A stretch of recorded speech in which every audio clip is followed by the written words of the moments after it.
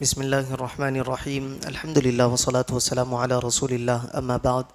جیسا کہ پچھلے درس میں ہم نے سورہ آل عمران کی پہلی اور دوسری آیت سماعت کی، جس میں اللہ تبارک و تعالیٰ نے ارشاد فرمایا کہ الف لام میم، اللہ وہ ہے جس کے سوا کوئی معبود نہیں، وہ خود زندہ دوسروں کو قائم رکھنے والا ہے۔ اب اگلی آیت میں ارشاد باری تعالیٰ ہے نزل علیک الکتاب بالحق مصدقا لما بین یدیہ، اس نے تم پر یہ سچی کتاب اتاری جو پہلی کتابوں کی تصدیق کرتی ہے۔ وانزل التوراۃ والانجیل، اور اس نے اس سے پہلے تورات اور انجیل نازل فرمائی۔ من قبل ھدی للناس وانزل الفرقان، لوگوں کو ہدایت دیتی اور اللہ نے حق و باطل میں فرق اتارا۔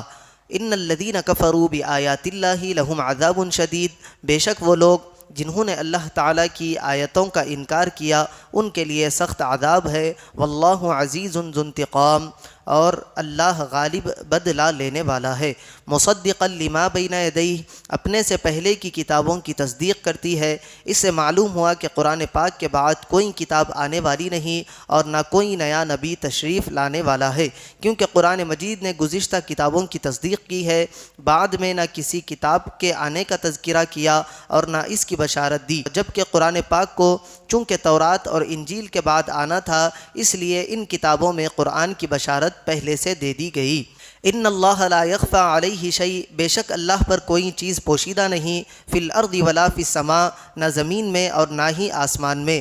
ان اللہ لا یخفی علیہ شیء، بے شک اللہ پر کوئی چیز پوشیدہ نہیں، آسمان و زمین کی ہر چیز ہر وقت تمام تر تفصیلات کے ساتھ بغیر کسی کی تعلیم و خبر کے جاننا اللہ تعالیٰ کی صفت ہے۔ یہ وصف کسی بندے میں نہیں، کیونکہ مخلوق کو جو علم ہے وہ اللہ کے بتانے سے ہے، اور وہ بھی متناہی اور قابل فنا ہے، یعنی اس کی کوئی نہ کوئی انتہا ہے اور وہ ختم بھی ہو سکتا ہے۔ نیز وہ تب سے ہے جب سے اللہ تعالیٰ نے بتایا، اور تب تک ہے جب تک اللہ چاہے۔ ایسے علم کو علم عطائی کہتے ہیں، جیسے اللہ تعالیٰ نے حضرت ابراہیم علی نبینا علیہ الصلاۃ والسلام کے متعلق ارشاد فرمایا وَكَذَلِكَ نُرِي إِبْرَاهِيمَ مَلَكُوتَ السَّمَاوَاتِ وَالْأَرْضِ، اور ہم یوں ہی ابراہیم کو آسمانوں اور زمین کی بادشاہت دکھاتے ہیں۔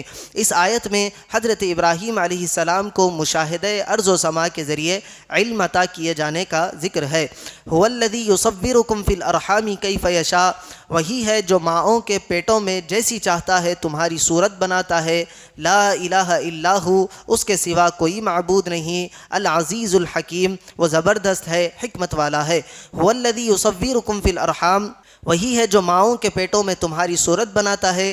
ایک بے قدر چیز کو انسانی شکل میں ڈھال دینا، اسے مرد یا عورت، گورا یا کالا، خوبصورت یا بدصورت بنانا اللہ تعالیٰ کی قدرت سے ہے۔ ماں کے پیٹ میں بچے کی شکل بنانا، اس میں روح پھونکنا، اس کی تقدیر لکھنا، یہ سب کچھ فرشتہ کرتا ہے، لیکن فرشتہ چونکہ اللہ تعالیٰ کے حکم اور اختیار سے کرتا ہے، لہٰذا فرمایا کہ اللہ ہی ہے جو ماؤں کے پیٹوں میں تمہاری صورتیں بناتا ہے۔ چنانچہ حضرت عبداللہ ابن مسعود رضی اللہ عنہ سے روایت ہے، نبی اکرم صلی اللہ علیہ وسلم نے ارشاد فرمایا تم میں سے ہر ایک کی خلقت اس کی ماں کے پیٹ میں 40 دن تک جمع رکھی جاتی ہے، پھر وہ خون کے لوتھڑے کی صورت میں ہو جاتا ہے، پھر گوشت کی بوٹی کی طرح ہو جاتا ہے، پھر اللہ تعالیٰ ایک فرشتہ بھیجتا ہے جسے 4 چیزوں کا حکم ہوتا ہے۔ اس سے کہا جاتا ہے کہ اس کا عمل، رزق، دنیا میں رہنے کی مدت اور بدبخت یا سعادت مند ہونا لکھو، پھر اس میں روح پھونک دی جاتی ہے۔ اللہ تبارک و تعالیٰ سے دعا ہے